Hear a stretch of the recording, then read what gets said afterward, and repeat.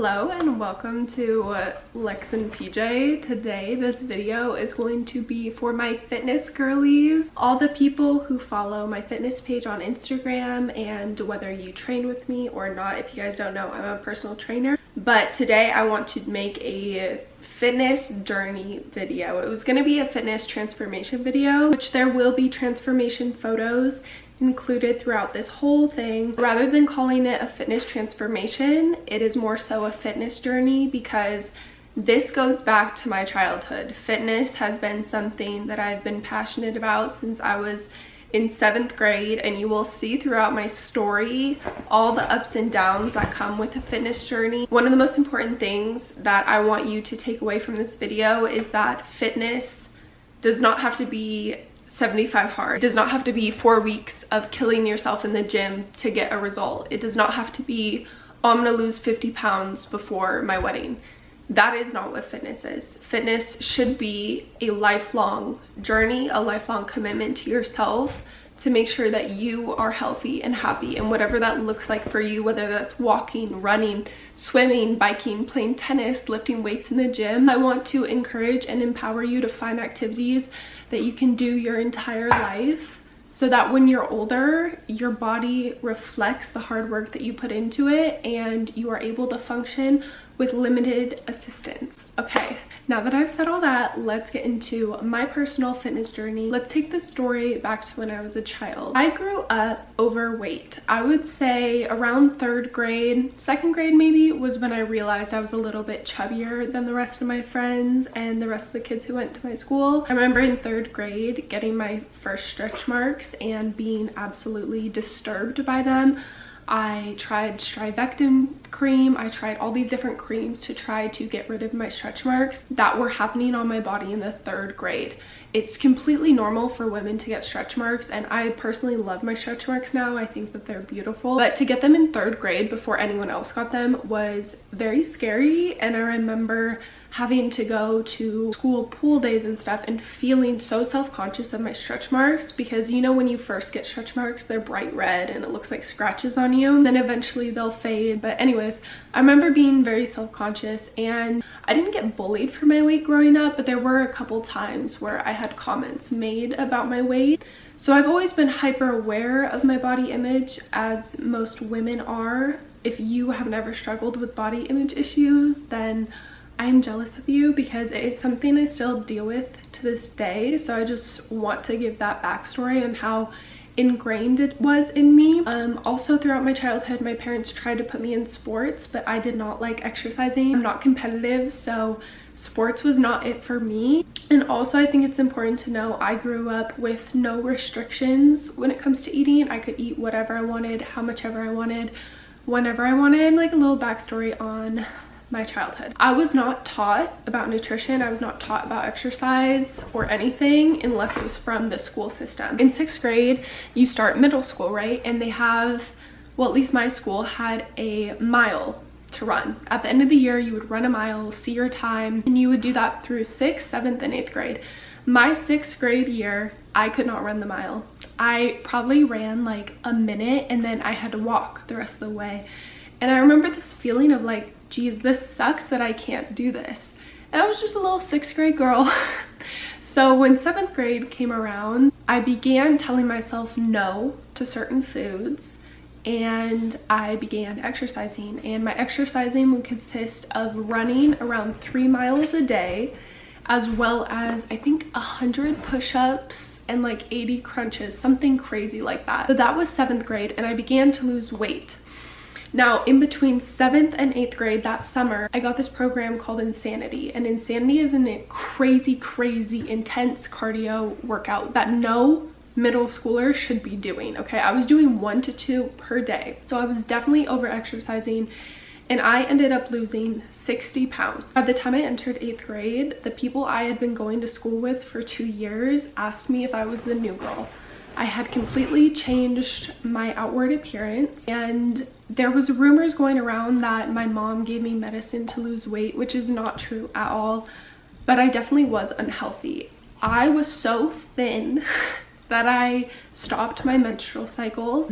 If you guys don't know, if you don't have enough body fat, you cannot have your menstrual cycle. Like, us women, we need body fat to grow up, to carry babies, all that good stuff. And I was so thin, I lost my menstrual cycle for an entire year. Crazy. So this is classified as orthorexia. It's an extreme obsession with clean eating or restricting your food, as well as like obsessive working out. And for a middle schooler, that did a lot of damage to the way that I view food, the way that I view exercise. Thankfully now I have healed it, which is why I'm so passionate about what I do, is because I have overcome it. But if you are struggling with that, know that that is something that I have also dealt with. Okay, moving on from middle school, I started high school. In high school, I was like, I want a social life, I want a boyfriend. So I wasn't gonna be crazy obsessed with my workouts. So instead of being crazy obsessed with workouts, I just stopped working out altogether. So throughout high school, freshman and sophomore year, I didn't work out at all. I remember I tried to do track and I wasn't really a fan of that, so I just kind of quit. But it was also throughout this time I allowed myself to eat whatever I wanted. Each year I gradually gained weight. Now in my junior year, I got introduced to weightlifting through my cousin. My cousin is a famous CrossFitter. And I remember thinking she was so cool, so inspiring. She has a six-pack, she's ripped, all this stuff. And I was also obsessed with fitness YouTubers at the time. And I was like, I want to be like that. I want to grow my glutes. I want to, you know, grow my shoulders, all this stuff. So I started weightlifting, but I wasn't doing correct form. I wasn't doing correct repetitions, all this stuff. So I was kind of just dabbling in weightlifting, but I definitely enjoyed the way that it made me feel. Come to my senior year of high school, I graduate and I move to Southern California. Throughout my 4 years of college, I was in and out of very bad relationships. And something that I learned while getting my personal training certification is that your stress levels can directly correlate with how hard or how easy it is for you to lose or gain weight. Throughout my 4 years in college, I was just consistently gaining weight.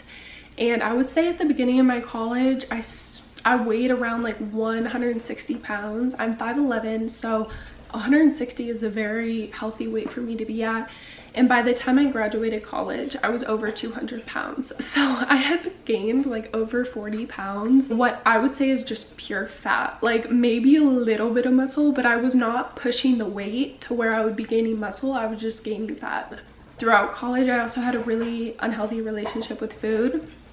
Especially during like COVID, when that happened, I would eat fast food all of the time, like all the time. I would go out to eat, like all this stuff. And during this phase of my life, I was under the impression that I looked really good.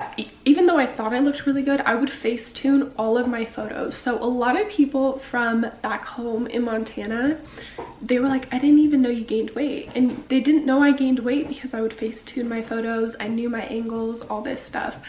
So even though I thought I looked good, or I told myself I looked good, I knew when I looked in the mirror, I didn't like what I saw. When I saw a natural photo of me, I didn't like what I saw. So throughout college, I just kept gaining weight and I would work out here and there, but it was nothing that was super consistent or structured for me to get results. Now in 2021 is where this most recent phase of my fitness journey comes into play. In 2021, I had a relationship end due to infidelity. The person cheated on me. I'm the type of person that when something like that happens to me, I don't eat. Some people eat a lot and like food is their medicine. For me, I was sick to my stomach. I could not eat. So I remember I lost a lot of weight in a very short amount of time. And I also had started a new job where I was walking a lot. So my activity levels increased greatly and I was not eating enough food. So I was just losing a bunch of weight. I would say within 3 or 4 months, I lost around 30 pounds. Very unhealthy thing that I did. It wasn't intentional. It was, I can't eat and I'm starting this new job and just so much was happening at once. So I lost that weight and I remember looking at myself and being like, okay, I look good though. I look good though. What can I do to maintain this weight loss? So for the past 2021, it's 2024. For the past 3 years, I have kept that 40 pounds off. Right now I weigh 165 and I fluctuate, sometimes 164 all the way up to 169. I fluctuate and I allow my body to have that fluctuation. When I decided, okay, Alexis, you can't keep not eating, because I had been there before, I had done that, and I didn't want to go back into that 7th, 8th grade mindset of not eating. So I was like, what can I do that allows me to eat but allows me to keep this weight off? So I began weight training pretty intensely. Every week or every 2 weeks, I was trying to increase either my reps or my weight for specific movements. If you guys don't know, progressive overload is one of the only ways you can really build muscle. Progressive overload just means you're progressively overloading, you're progressively lifting more or heavier. And this past 3 years, I've been able to build a lot of muscle. And what's crazy is that when I met my now husband, PJ, as you all probably know, PJ was and is the first person that I've ever lived with, but also the first person that has showed me what normal eating looks like. My family, like growing up, I didn't have role models of how to eat. I wasn't taught how to eat, and I know calories in, calories out. I know micronutrients. I know all that stuff, but my husband eats 3 solid meals a day. He eats snacks a day, and I was so nervous, like, when I began living with him, that I was just gonna gain so much weight because I would be eating so much more than I used to be eating. But because I had built muscle and because I'm conscious of what I eat, he inspired me to eat more and get on a more healthy eating schedule. So because I have put on so much muscle, I am able to eat a lot more than I used to be able to eat without gaining weight. That is also super important, is that my journey is still continuing. This past year, I started doing Pilates and yoga, and I absolutely love those forms of exercise, and I never thought I would. I love taking walks. I mean, I get in like at least 10,000 steps a day just because I love walks. I also have a dog, and I also realize I don't need to kill myself in the gym. I have a very balanced relationship now with working out. I used to view it as all or nothing, and now I view it as a supplement to my life. I cannot express to you guys what working out has done for my mental health. I mean, my anxiety used to be really bad, and I can get very much in my head, but if I get a good workout in at the beginning of the day, a lot of my anxiety symptoms are kind of at ease, like they're suppressed. Working out is just an amazing form for me to express myself, for me to feel good about myself, and I don't know where I would be without exercise. I personally just love lifting weights. I love the way it makes me look, the way it makes me feel, how strong I feel. I no longer just want to be small, I want to be strong. I feel as women, we struggle a lot. We just want to be smaller, we want to be smaller, but it's like, okay, but do you also want to be strong? You also want to have muscles that make it so that you can have a long, healthy life. Like, fitness is so much more to me than the way that I look. Like, the benefits of weightlifting for aesthetic purposes is great, love it. I love looking good, I love building my glutes, I love having toned arms, but the mental aspect is really what keeps me disciplined and motivated, because I know if I don't work out, how I'm gonna feel and how that's gonna affect me. One of the best things you can do for your body as we age is to have muscle. Muscle is so important for so many different functions in life, and especially when you get older, your stability gets compromised, your joints get compromised, your bones get compromised. So having that muscle to compensate for that is so, so important. So where I'm at today, I work out probably 5 days a week, give or take, depending on my life. I allow life to life, okay? But I still prioritize my workouts. I still prioritize my steps. Some days I can't make it to the gym, and I'm okay with that. I'm not hard on myself. I just make sure that I am consistently showing up for myself and showing up for my future babies, because I want to be a healthy mom. I want to be able to lift them up. I want to be able to do all that stuff. I'm not pregnant, guys. Don't think I'm pregnant.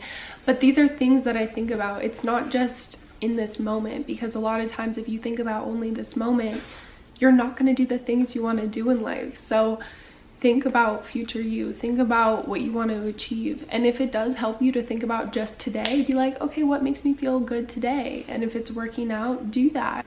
So yeah, if you guys are interested in personal training, you can send an email to the email in the description, or you can contact me on Instagram at LexGoFitness. But I appreciate you being interested in my story, seeing my transformation, and coming along with me.